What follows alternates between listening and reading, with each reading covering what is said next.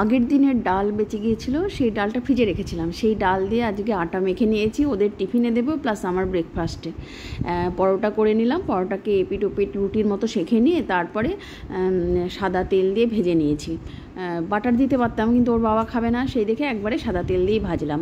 ভেজে এটা করেছি, আর বাদামের চাটনি দিয়ে ওদের টিফিনে পাঠিয়ে দিয়েছি, আমিও তাই খেয়েছি। আর এদিকে দেখো রুই মাছ নিয়ে এসেছে, আলু বেগুন দিয়ে রুই মাছের ঝোল, আদা বাটা, জিরের গুঁড়ো, ধনের গুঁড়ো, লঙ্কার গুঁড়ো দিয়ে পাতলা একটা ঝোল বানিয়েছি। অসম্ভব গরম, অসম্ভব গরম, মানে কী যে গুমোট গরম তা বলার না। আর এই দেখো ব্রেকফাস্টে নিয়েছি এই যে আগের দিনের যে বেঁচে যাওয়া ডাল ছিল, অড়হরের ডাল, সেই ডাল দিয়ে আটাটাকে মেখে নিয়েছিলাম, সেইটার পরোটা, মানে সেই পরোটা আর হচ্ছে বাদামের চাটনি নিয়েছি। অসাধারণ খেতে হয়েছে।